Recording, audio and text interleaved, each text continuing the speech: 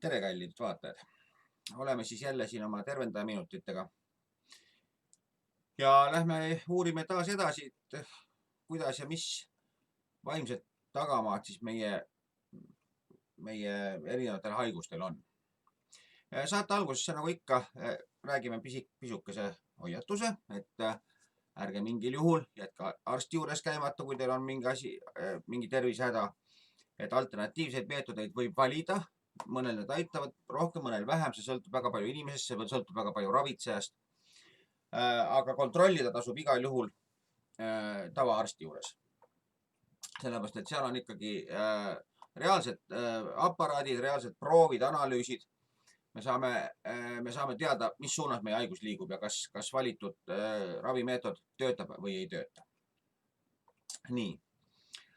Aga nüüd lähme edasi siit siis tänaste haiguste juurde ja tänane esimene haigus vastavalt siis tähestiku järjekorras on intoksikatsioon. Intoksikatsioon on siis põhimõtteliselt mürgitus ja see võib siis tulla sellest, et organism toodab mingit ainet, mis mõjub mürgiselt. Noh, kus on neeruprobleemid, seal on mitmeid võimalusi. Ja kui on tegemist siis oma organismi toodetud mürgiga, mis meid mürgitama hakkab, siis on loomulikult see kohe nagu ilmselt intuitiivselt me ka aru saame. See tähendab seda, et inimene mürgitab ise oma maailma vaimselt. Et tal on palju etteheiteid, tal on süütunne, et ta püüab ennast maha teha. Sellel on muidugi oma siuksed sügavamad juured kuskil lapsepõlves. Ega need asjad ei hakka kunagi täiskasvanu east tegelikult pihta, vaid need on seotud meie süvauskumustega, mis kasvatatakse meile lapsepõlves sisse. Nagu ma olen ka siin varem rääkinud, tegelikult meie maailm on selline, nagu me usume, et olema. Ta ei saa teistsugune olla. Kui ma usun, et minu ees on siin kaamera või monitor või mis iganes, siis ta siin ka on. Me võime muidugi mõelda, et ma usun tänu sellele, et see monitor seal on, eks ju. Aga vaimne maailm on selles mõttes täpselt vastupidine meie tava arusaamale. Ehk et ma näen metsas puud selle tõttu, et ma usun selle seal olema. Teisipidi öeldes on see kuna puu on metsas, siis ma usun, et ta seal on. Aga põhimõtteliselt see on siuke muna-kana küsimus, et ega seal ühest vastust ilmselt ei saagi väga olla. Nii, ja kui meil nüüd lapsepõlves kasvatatakse sisse seoses seal vanemate omavaheliste suhetega, ema või isaga suhetega, siis kui meile kasvatatakse sisse uskumus, et me oleme vilets kuidagi, mis iganes, mingid mürgised uskumised iseenese kohta, siis me hakkame neid asju kogu aeg uskuma, me hakkame neid endale ette heitma ja põhimõtteliselt mürgitame oma igapäevaelu niimoodi läbi elu, kuniks me ükskord saame aru, et see tuleneb sellistest uskumustest ja kui need uskumused teadvustuvad, siis me saame neid muuta. Nüüd teine pool intoksikatsioonil on välised mürgitused. Tegelikult on suuresti sama asi. Ehk et tegelikult on niimoodi, et me peaksime endale aru andma, et ainus, kes saab meie elu mürgitada, oleme meie ise. Aga nüüd, mismoodi vaimne maailm seda meile ütleb, on nüüd võib-olla natuke erinev. Ehk et välismaailm, nii nagu mina seda näiteks näen, on meie hinge manifestatsioon. Ehk et siis põhimõtteliselt see, mida me enda ümber näeme, see ongi meie hing. Või alateadvus, või kuidas keegi seda nimetab. Hingele ja alateadvusele ei saa nüüd päris võrdusmärki küll panna, aga see eristused, need on seal väga peened eristused ja neid ei ole ka vajadust siinkohal praegu välja tuua, aga suures piiris võib öelda, et hing on meie alateadvus. Ehk et see, mida me alateadvuses, ja alateadvus siis muide on selline teadvus, mis on tõesti ala, ehk et ta jääb allapoole meie teadvuse lävendit. Me ei teadvusta, mida me seal arvame ja seetõttu me saame ainult välistes märkides, see, mida me vaatame, mis meie ümber toimub. Selle järgi me saame tegelikult öelda väga täpselt, mis toimub meie alateadvuses, missugune meie alateadvus on. Näiteks, oletame, et meie meil on väga sageli satuvad meile sellised kadedad ja õelad töökaaslased, no kes mürgitavad meie elu nii-öelda. Siis võib arvata, et tegelikult on meie sees, mitte arvata, või see on täiesti ma ei tea, täiesti kindel, on jälle niisugune naljakas väljend, et me ei saa ju seda kontrollida ega näha kuidagi.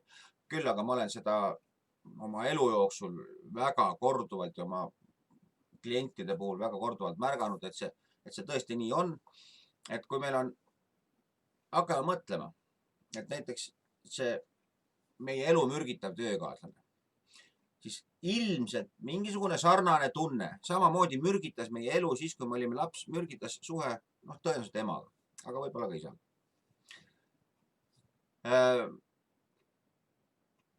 Ja see on nüüd asi, mida saab kontrollida ja see on, siin on praktiliselt alati läinud täppi, selles mõttes, et kui ma ütlen, et tuleb ma juurde inimene ütleb, et mis ma teen, mul on siuke töökaaslased, ma ei saa, kogu aeg ajab täiesti närvi, kogu aeg siuksed. Ma ütlen, aga mõtle, mine lapsepõlve tagasi, vaata, mis seal toimus. Ja siis tuleb välja, et ta ei ole samasugune, aga ütleme niimoodi, et need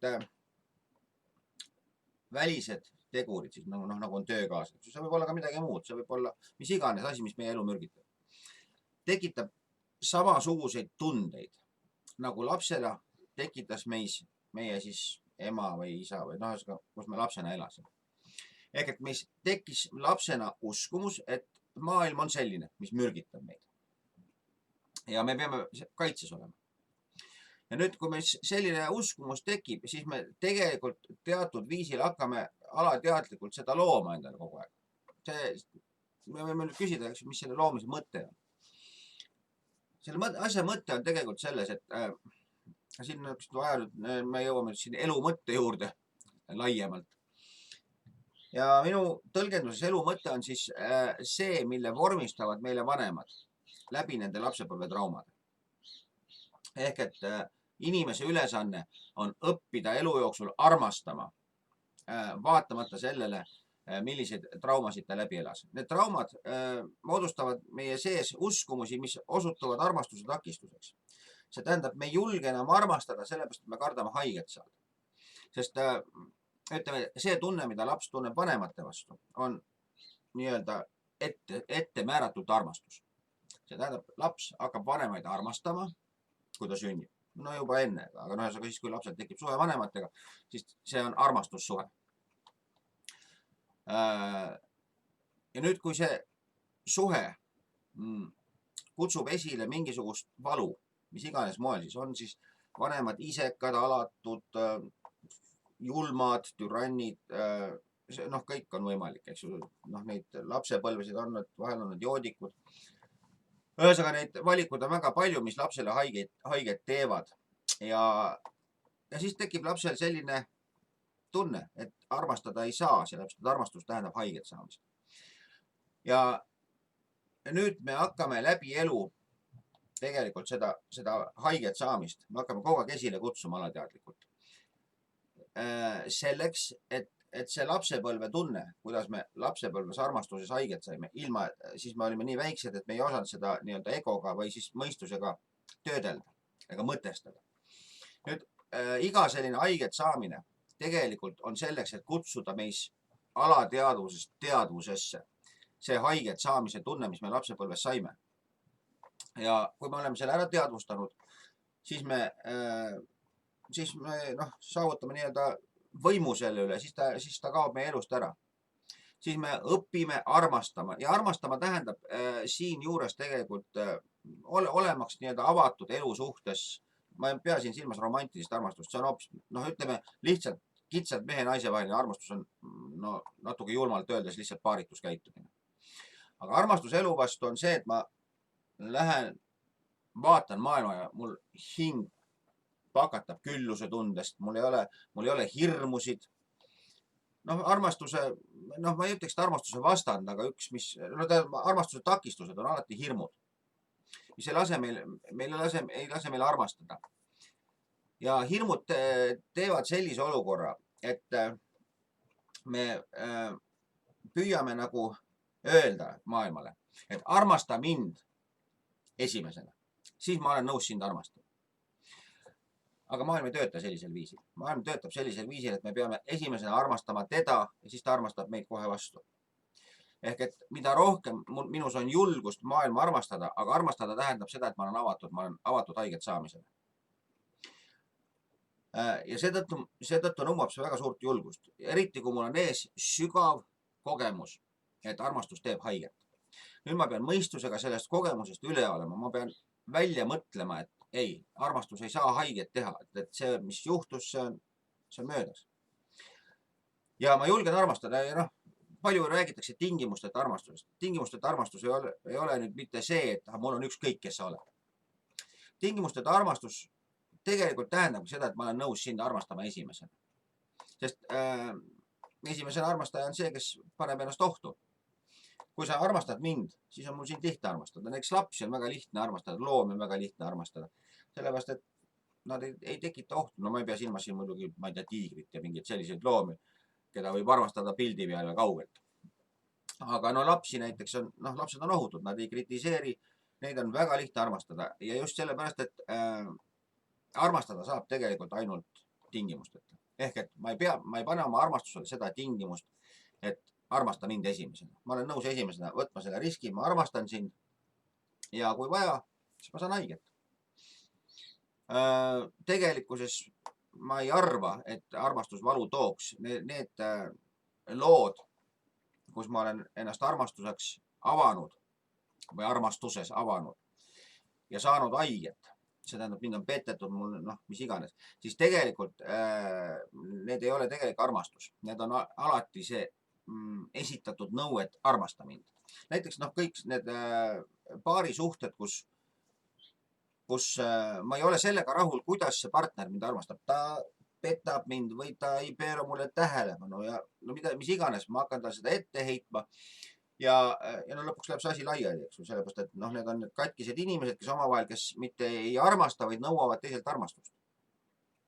Ja seda aetakse väga tihti armastusega segamini. Ja aetakse just sellepärast, et mulle tundub, et kui mul on nii suur vajadus selle teise inimese järele, siis ma järelikult armastan teda. Aga ei ole. Nii ei ole.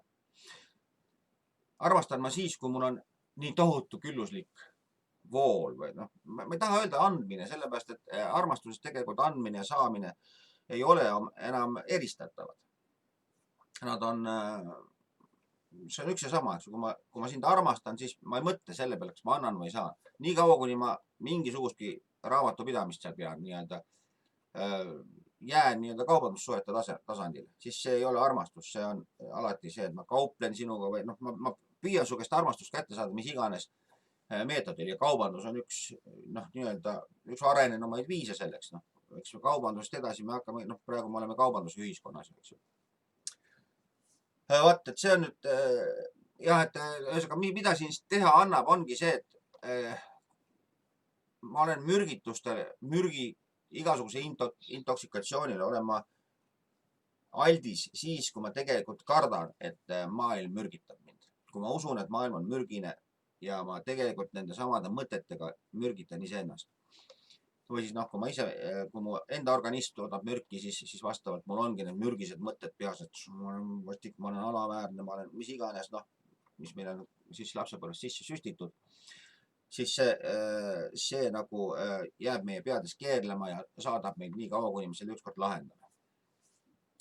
Vot, see oleks siis nüüd intoksikatsioonist.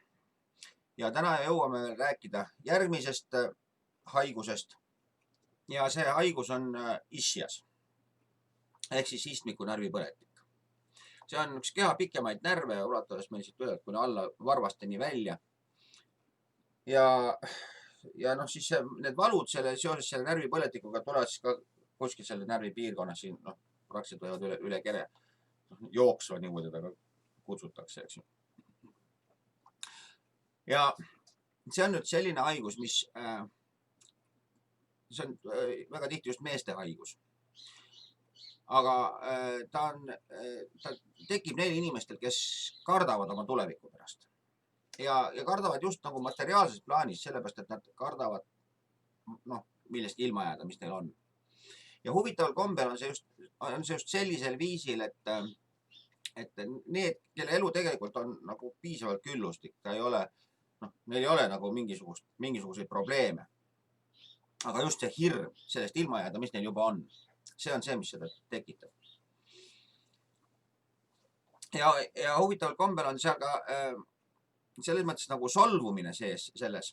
See solvumine seisneb siis nimelt see on üks solvumine maailma peal on üks osa sellest hirmust tegelikult, et inimene solvub selle iseenda hirmu peale tegelikult. Tal on ebameeldiv tunne, et ta tunneb, et maailm justkui saaks talt seda ära võtta, mis tal juba on. Ja see ajab teda vihale. Ta solvub selle peale, et pagan õigus, ega see maailm mult ära võtab. Kuigi tegelikult maailm ei võta midagi ära, ma ise lihtsalt kardan seda nii kangesti. Ja võt, siis see solvumine istub mul sees ja ma muretsen väga selle pärast, eks see ajab mul ärevuse üles, ma ei saa magada. Ma olen väga ihne, sageli on need isjase põdejad on ihned inimesed hästi, kuigi neil ei ole puudust millestki. Ja siis ma niimoodi, ja samas ma olen nagu vihane selle peale, et ma pean niimoodi ärev olema. Ärevus on ebameeldiv tunne. Ja see ebameeldiv tunne, loomulikult me hakkame vihkama seda, mis või kes meist tekitab seda ebameeldivat tunnet. Aga see igapäevaelus, eks ju, oletame, et ma olen nii-öelda enam-vähem normaalselt hakkama saava inimene majanduslikult. Aga mul on kogu aeg hirm, et see võetakse mult ära. Aga see võtja, see ei ole keegi konkreetne, see võtja on nagu maailm. Ja siis ma olen selle maailma peale solmunud. Ma olen vihane, et mis pagana õigusega tal on see võimalus. Maailm ei ole midagi teinud. Maailm ei ole mult ära võtnud, eks ju. Küll aga on mul see hirm sees, sellepärast, et ma tean, et maailmal on see võimalus. Ja ma eeldan, et ta saab võtta. Ja see on teatud mõttes, võib isegi öelda, et see on usu puudumine Jumalasse. Ehk et ma personifitseerin selle maailma, et maailm võib mult ära võtta, nagu maailmal, ma omistan maailmale teatud tahte, teatud paha tahte minu suhtes. Ehk et ma näen maailma nagu pahatahtliku jumalana. Ja siis ma olen tema peale solvunud, et kuidas ta nüüd niimoodi ometigi võib. Ja siin nüüd muidugi kindlasti tasuks mõelda selle peale, et kust meil see hirm tuleb. Ja otsida seda tunnet tegelikult endas üles, kui väga me kardame hätta jääda siis majanduslikus mõttes. Palju meil on üldse mida, ta on, ütleme seesama, see issesse on, eks ju, ta on omandiga seotud reeglina, eks ju. Ma tahan omada, ma tahan turvatunnet, omand on alati seotud turvatundega. Ja kui mul turvatunne on nõrk mingil põhjusel, aga ta on turvatunne alati nõrk siis, kui ma ei usu Jumalasse. Ja ütleme, psühholoogiliselt turvatunne on mul seotud loomulikult lapsepõlvega, eks ju. Ma olen seal kaotanud selle turvatunde mingil põhjusel, kas ma olen sageli üksi olnud või. See võib väga erinevad asjad olla, miks laps kaotab turvatunde. Aga täiskasvanud inimese puhul, me võime rääkida nagu usu puudumisest Jumalasse. Jumal oleks siis kõige välise nagu koondkuju. Me ei usu maailma. Me kahtlustame, et seal maailmal on pahatahtlikkus meie suhtes. Ta tahab meid hätta jätta. Selle taga on loomulikult see, et me oleme kunagi väga varasest lapsepõlvest, me oleme tundnud hätta jäämist. Eriti kui näiteks imikueas lapsi jäetakse sageli üksi. Ütleme, imikueas lapsel on ju see tunne, et on nagu hea ema ja halb ema. Hea ema on see, kes ta rinda annab, halb ema on see, kes ära kaob kuhugi ja äkki ei tule, eks ju. Ja kui seda kaob nagu pikalt, öeldakse, et üle 3 tunni ei tohi tegelikult alla 3-aastase lapse juurest eemal olla. Et ta peab nagu olema selles ema väljas kogu aeg. Et ühesõnaga, issase puhul mõelge oma omandiga seotud hirmudele ja sealt on see pärit. Aga tänaseks on meil siis nüüd jälle aeg kenasti ümber. Et nädala pärast loomulikult me oma tähestikuga jälle edasi. Soovin kõigile head tervist. Mõelge oma vaimse poole peale. Mida aeg edasi, seda rohkem nagu muutub oluliseks see, et inimese hing on puhas. Aeg on lihtsalt praegu selline, et maailm meie ümber on väga keeruliseks muutunud, väga ebastabiilseks. Me näeme igal pool ülestõuse, see rääkima sellest koroonapuhangust, mis on maailma täiesti segi löönud. Et ühesõnaga, ja selline kaootiline keskkond väljaspool eeldab järjest rohkem, et korrastatus ja julgus ja selline terviklikkus oleks meil endas sees. Siis me ei karda seda kaost, mis meie ümber tekib. Aga sellise sooviga ma siis tänaseks nagu lõpetakski ja kõike head ja nägemist. Tšau, tšau!